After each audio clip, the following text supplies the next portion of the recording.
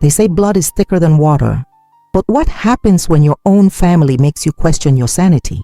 I'm 68 years old, and I've never felt more alone in my life. Last Tuesday, I caught my 16-year-old grandson red-handed, stealing money from my wallet in my own bedroom. When I confronted my daughter-in-law about it, she looked me straight in the eye and said, "Margaret, I think you're getting confused. Maybe it's time we talked about your memory." My own son nodded in agreement. But I'm not crazy. I'm not confused. And I'm definitely not going down without a fight. What started as a simple theft has turned into a war for my dignity, my sanity, and my place in this family. They think they can gaslight me into submission, paint me as a senile old woman who's lost her grip on reality. They have no idea what I'm capable of when pushed into a corner. This isn't just about stolen money anymore. This is about a family being torn apart by lies, manipulation, and secrets that run deeper than anyone could imagine. And before this is over, everyone will know exactly who the real villain is in this story. My name is Margaret, and I've been a widow for 8 years now. After my husband Robert passed from cancer, I thought my world had ended. We'd been married for 42 years, and suddenly I was alone in our 4-bedroom house, surrounded by memories and an overwhelming silence that seemed to echo through every room. But then my son David and his wife Jessica moved back to town with my grandson Tyler. At the time, Tyler was just 8 years old, a shy, sweet boy with Robert's eyes and my stubborn streak. David said they wanted to be closer to family, especially after losing his father. I was overjoyed. Finally, I had a purpose again. I became Tyler's after-school babysitter, his homework helper, his confidant. While David worked long hours at his accounting firm and Jessica pursued her real estate career, I was the one who picked Tyler up from school, made him snacks, listened to his problems. We had movie nights every Friday, just the two of us, sharing popcorn and laughing at old comedies. He called me Grandma Maggie, and I called him my little professor because he was always asking the most thoughtful questions. Jessica and I had what I thought was a good relationship. She was polite, always thanked me for watching Tyler, brought me flowers on Mother's Day.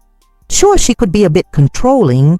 She had very specific ideas about Tyler's diet, his bedtime, his activities, but I respected that she was his mother. I bit my tongue when she criticized my cooking or rearranged my kitchen after family dinners. I told myself it was just her way of showing she cared. David seemed happy. He'd found success in his career, had a beautiful wife, a smart son. Sometimes I caught him looking tired, stressed, but when I asked, he'd just smile and say, "Mom, everything's fine. You worry too much." I suppose I did worry. It's what mothers do, even when their children are grown men with families of their own. Our family dinners became a weekly tradition. Every Sunday, they'd come over and I'd cook David's favorite pot roast with all the fixings.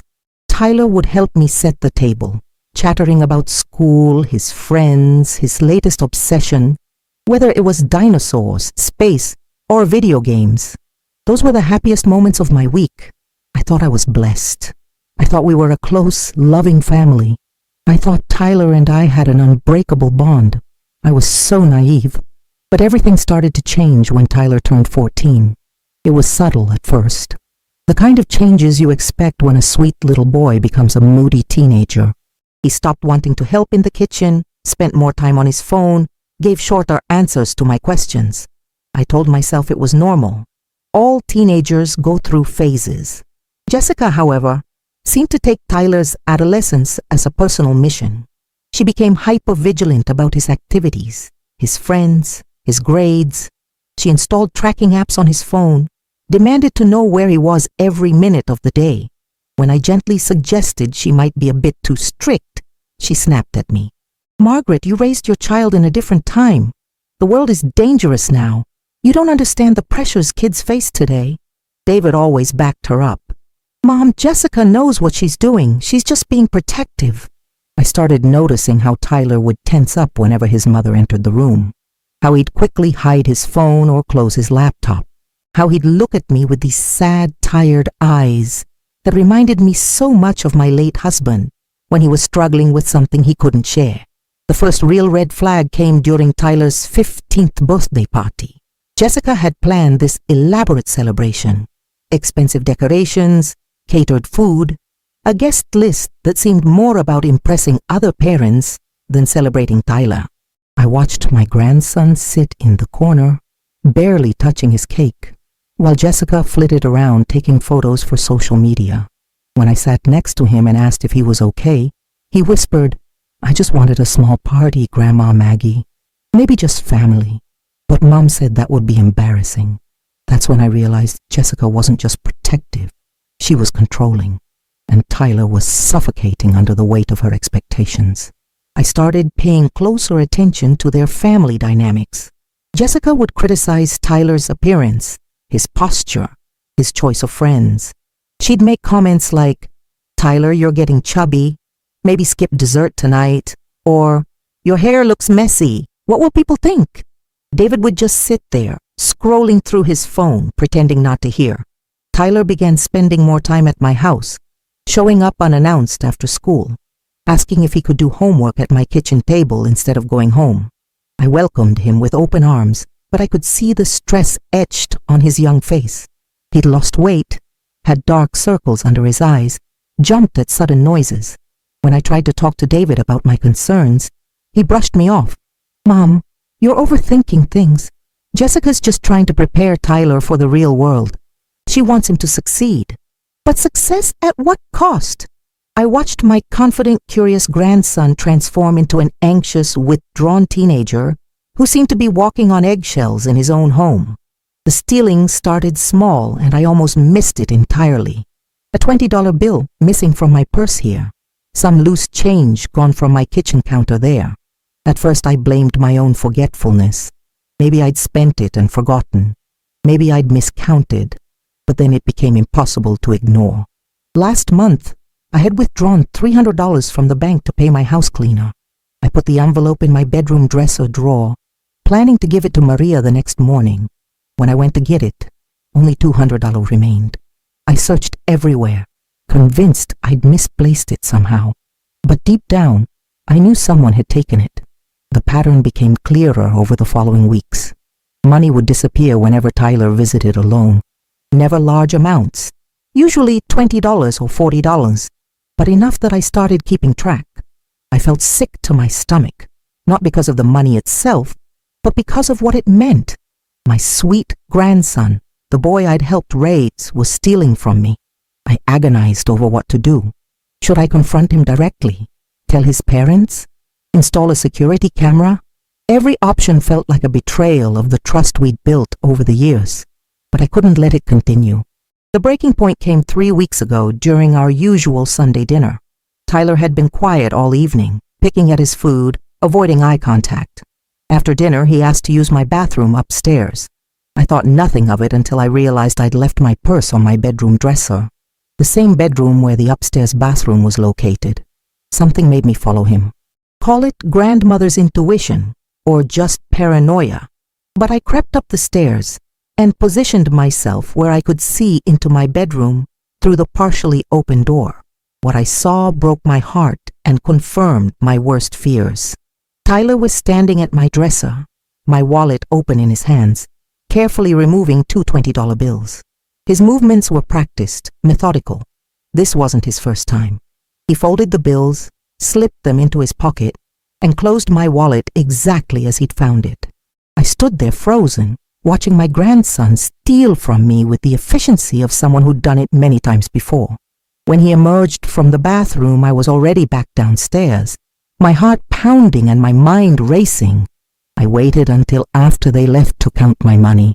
$40 missing, just as I'd suspected. That night I barely slept. I kept replaying the scene in my mind, trying to understand how we'd gotten to this point. What was Tyler doing with the money? Why didn't he just ask me if he needed something? I'd always been generous with him. Birthday money, Christmas gifts, little treats just because. The next morning I called David and asked him to come over alone. I needed to handle this delicately, to protect Tyler while still addressing the problem. When David arrived, I could see the stress lines around his eyes that seemed to have deepened over the past year. I made us coffee and sat him down at my kitchen table. the same table where I'd helped Tyler with countless homework assignments. "David, we need to talk about Tyler," I began carefully. "I think he's going through something and I'm worried about him." "What do you mean, Mom?" I took a deep breath. "Honey, I caught Tyler taking money from my wallet yesterday. This isn't the first time. I think he's been doing it for weeks." The change in David's expression was immediate and devastating. His face went from concern to disbelief to something that looked almost like anger. "Mom, that's a serious accusation. Are you absolutely sure?" "I saw him with my own eyes, David. He took $40 from my wallet while we were having dinner downstairs." David was quiet for a long moment, staring into his coffee cup. When he finally looked up, his expression had hardened. "I need to talk to Jessica about this. We'll handle it as a family." But when David returned the next day with Jessica and Tyler in tow, I knew immediately that the conversation hadn't gone the way I'd hoped. Jessica's smile was cold and calculating as she sat across from me at my kitchen table. Tyler looked pale and scared, avoiding my eyes entirely. David sat between them looking like a man caught in the middle of a war he didn't understand. "Margaret," Jessica began, her voice dripping with false concern. "David told me about your concerns regarding Tyler. I think we need to have an honest conversation." "Of course," I replied, confused by her tone. "I just want to help Tyler through whatever he's going through." Jessica leaned forward, her eyes never leaving mine. "The thing is, Margaret, Tyler was with me all day yesterday. We went shopping for school clothes, then had lunch, then went to his orthodontist appointment. He was never alone with your wallet." My blood ran cold. "That's not possible. I saw him." "Margaret," Jessica interrupted, her voice taking on that patronizing tone I'd grown to hate. "I think you're getting confused. It happens to people your age. Maybe you saw him using the bathroom and your mind filled in the blanks." Tyler finally looked up at me and I saw something in his eyes that made my heart sink. Not guilt, but fear. He was terrified, but not of being caught stealing. He was terrified of his mother. "Tyler," I said gently, "you can tell the truth. Whatever's going on, we can work through it together." But before Tyler could speak, Jessica's hand shot out and gripped his arm. "Tyler already told us the truth, didn't you, honey?" Tyler nodded miserably. I didn't take anything, Grandma Maggie. I wouldn't do that." David cleared his throat uncomfortably. "Mom, I think Jessica might be right. Maybe you misremembered what you saw." The betrayal hit me like a physical blow. My own son was choosing to believe his wife over his mother. But worse than that, I could see that Tyler was being coached, manipulated into lying to protect someone. But who? Jessica stood up, smoothing her skirt with satisfaction. "Margaret, I think it might be time to consider that your memory isn't what it used to be. Maybe we should look into some support options for you." The threat was clear. Agree that I was confused, or face the possibility of being declared incompetent. But I looked at Tyler one more time, saw the desperate plea in his eyes, and made my decision. "You're right," I said quietly.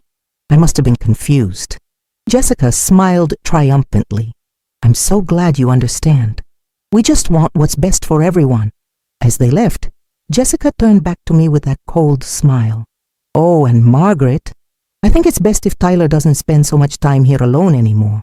Just until you're feeling more stable." The door closed behind them and I sat in my empty kitchen, surrounded by the silence I'd thought I'd escaped 8 years ago.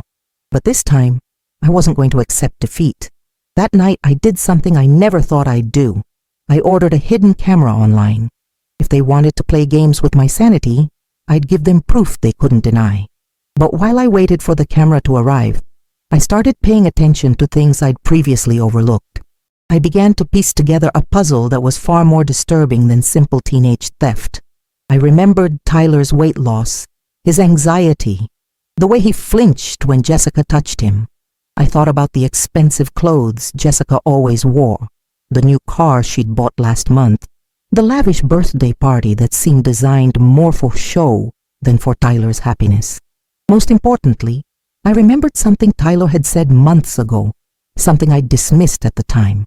He'd been helping me weed my garden when he suddenly asked, "Grandma Maggie, what would you do if someone you loved was doing something really bad, but you couldn't tell anyone because it would hurt other people you love?" At the time, I'd assumed he was talking about a friend or a situation at school. Now, I wondered if he'd been trying to tell me something much more serious. The camera arrived on a Wednesday. I installed it in my bedroom, hidden behind a picture frame with a clear view of my dresser. Then I did something that felt like setting a trap for my own grandson. I left my purse on the dresser with $100 in cash, clearly visible. I didn't have to wait long. Friday afternoon, Tyler showed up at my door, looking more anxious than I'd ever seen him. His hands were shaking, and he kept glancing over his shoulder as if he expected someone to follow him. "Grandma Maggie, can I come in? I need to talk to you." "Of course, sweetheart. You're always welcome here." But instead of sitting down, Tyler paced my living room like a caged animal. "I can't stay long. Mom thinks I'm at the library." "Tyler, what's wrong? You look scared." He stopped pacing and looked at me with tears in his eyes. "Grandma, I'm so sorry. I'm so sorry for everything." "Sorry for what, honey?" "For lying to you. For taking your money. For letting Mom make you think you were crazy." The words tumbled out of him in a rush. But I didn't have a choice. "You don't understand what she's like when she's angry." My heart broke for him, but I also felt a surge of vindication. "Tyler, why don't you sit down and tell me everything?" What he told me over the next hour shattered my understanding of my family completely. Jessica had been stealing money from David's business accounts for over a year, funding a gambling addiction that had spiraled completely out of control. She owed money to dangerous people who had started making threats. When David's business partner began asking questions about missing funds, Jessica panicked. She'd been using Tyler as her unwitting accomplice, sending him to steal small amounts from me to help cover her debts, while she figured out how to replace the money she'd stolen from David's business. She'd convinced Tyler that if anyone found out, David would go to prison for embezzlement and their family would be destroyed. She said if I didn't help her, Dad would lose everything and it would be my fault. Tyler sobbed. She said you had so much money you'd never miss it, and it was just temporary until she could fix things. But Jessica had gotten greedy. The small amounts Tyler stole weren't enough anymore. She'd started pressuring him to take larger sums, and when I caught him, she'd seen an opportunity to discredit me entirely. "She's been planning to have you declared incompetent," Tyler whispered. "She wants Dad to get power of attorney over your finances. She thinks you have way more money than you actually do." The pieces fell into place with horrifying clarity. Jessica wasn't just stealing from me. She was planning to steal everything I had, using my own son as her weapon. "Tyler," I said gently, "I need you to know that none of this is your fault. You are trying to protect your father, and that shows how much you love him. But we need to stop this before it goes any further." Tyler nodded, wiping his eyes. "What do we do?" I smiled at my brave, scared grandson. "We tell the truth. All of it." The confrontation happened the following Sunday, during what Jessica thought would be another routine family dinner. But this time I had invited some additional guests, David's business partner Michael and my lawyer Patricia. Jessica's face went white when she saw them sitting at my dining room table, but she recovered quickly, putting on her brightest smile. "Margaret, what a surprise! You didn't mention we'd have company." "Sit down, Jessica," I said calmly. "We need to have a conversation." I started by playing the video from my hidden camera. Clear footage of Tyler taking money from my wallet, his face clearly showing distress rather than greed. Then I handed Michael a detailed accounting of all the money that had gone missing from my house over the past 3 months. "Tyler has something he wants to tell his father," I said gently. With my encouragement and support, Tyler told David everything about Jessica's gambling, the threats, the stolen money from the business, and how she'd manipulated him into stealing from me. David's face went through a range of emotions: shock, disbelief, anger, and finally a deep sadness that broke my heart. Jessica tried to deny everything at first, then shifted to blaming Tyler, then finally broke down and admitted the truth when Michael presented evidence of the missing business funds. "I was going to pay it all back," she sobbed. "I just needed more time. I never meant for it to go this far." But the damage was done. Michael had already contacted the authorities. Jessica was arrested that evening for embezzlement and fraud. The gambling debts were real and substantial, far more than our family could ever cover. David filed for divorce within the week. He's working with Michael and the authorities to try to save his business, though it will take years to recover financially. Tyler is in therapy, dealing with the trauma of being manipulated by his mother and the guilt he carried for so long. As for me, I'm no longer the confused old woman Jessica tried to paint me as. I'm the grandmother who fought back, who refused to let my family be destroyed by lies and manipulation. Tyler lives with David now, and they both come for Sunday dinner every week. We're rebuilding our relationships, learning to trust again. Tyler still calls me Grandma Maggie, and I still call him my little professor, though he's not so little anymore. The most important thing I learned from this experience is that age doesn't make you weak or confused. It makes you wise. I knew something was wrong, and I trusted my instincts even when everyone else doubted me. I refused to be gaslit into questioning my own reality. To anyone reading this who has ever been made to feel like they're too old to know what they're seeing, or who has watched a family member struggle with manipulation and abuse, trust your gut. Don't let anyone convince you that your age makes your observations less valid. Sometimes the wisdom that comes with years of living is exactly what a family needs to survive. And to the grandparents out there who love their grandchildren fiercely, never stop fighting for them, even when it's hard, even when it's complicated, even when it means standing up to your own children. Sometimes being the adult in the room means making the hard choices that no one else is willing to make. Tyler is going to be okay. David is going to be okay. And I'm going to be okay too. Have you ever had to choose between keeping peace in your family and standing up for what's right? I'd love to hear your stories in the comments below.